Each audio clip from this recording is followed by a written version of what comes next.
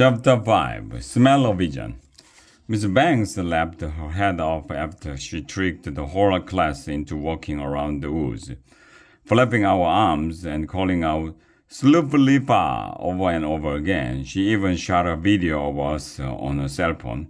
I bet she is going to show it to the teachers in the teacher's lounge. Miss Daisy, our second grade teacher, was weird. Mr. Granite and Mr. Cooper, our third grade teachers, were weird too. But now that I'm older and wiser and in fourth grade, I'm beginning to think Miss Banks is the weirdest teacher of all of them. Before we move on to math, she announced, "Who wants gum?" I do. In case you were wondering, everybody said that they wanted gum. To be honest, I'm not a big gum fan. Gum is okay, but it loses its flavor and tastes yucky after 5 minutes. Then you have to keep this tasteless ball of gunk in your mouth until you can find the garbage can. But I said I do anyway when Miss Banks offered us gum. Why? Because teachers never give us gum. They're always telling us to spit out our gum.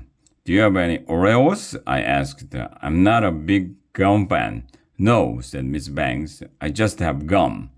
She brought around a plate with a bunch of pieces of gum on it, and they were all different colors. I picked a green piece and popped it in my mouth.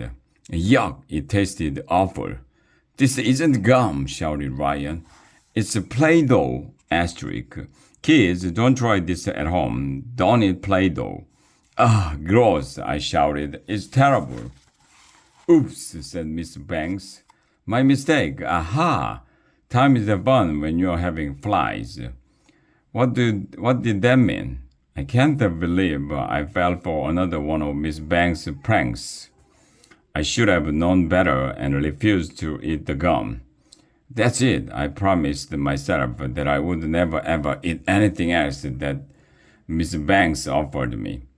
What are we going to learn in math this year? Asked Miss I Want to Know Everything. Oh, we are going to learn about percentages and fractions and decimals and 3-digit multiplication and blah blah blah blah. Zzz.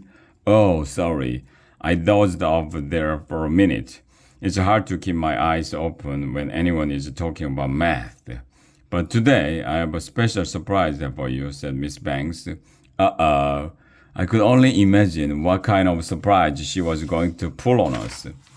I was expecting the worst, but Miss Banks opened a big box and pulled out a bunch of laptop computers. She handed one to each of us. These are called dorm books, she told us. All fourth graders in the district get them. Are they free? Asked Emily. Yes, said Miss Banks. Just take good care of your dorm book and give it back at the end of the school year. Cool. I always wanted my own laptop so I could play video games on school time. These laptops are not for playing video games on school time, Miss Banks wonders. We are going to use them for lots of pro subjects, including math. In fourth grade, you're going to learn about mixed numbers and blah, blah, blah, blah. She went on like that for 1,100,000 hours. I thought I was going to die from old age. Finally, she told us how to turn on our dorm books. These are very advanced laptops, Miss Banks explained. They have a built-in lab that produces smells to go with certain numbers, like when you press the number 1 key, the screen gives off a smell like an apple, and when you press the number 2 key, it smells like a strawberry. It's called Smell-O-Vision, and it's going to help you learn math. I never heard of laptops giving off smells. But I guess it could be possible. They are doing amazing things with computers these days. Go ahead, said Miss Banks. Try it.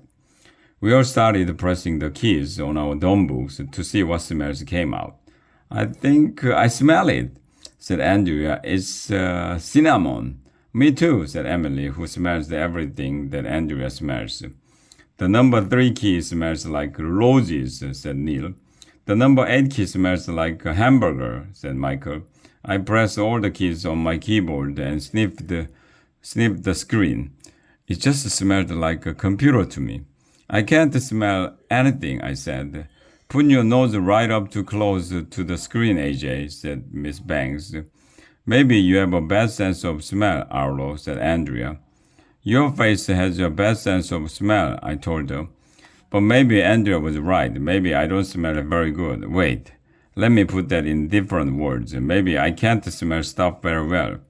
I put my nose close to the screen and sniffed for a long time, trying to catch a whiff of something. And you'll never believe who poked her head into the door at the moment. Nobody. Why would you poke your head into a door? That would hurt.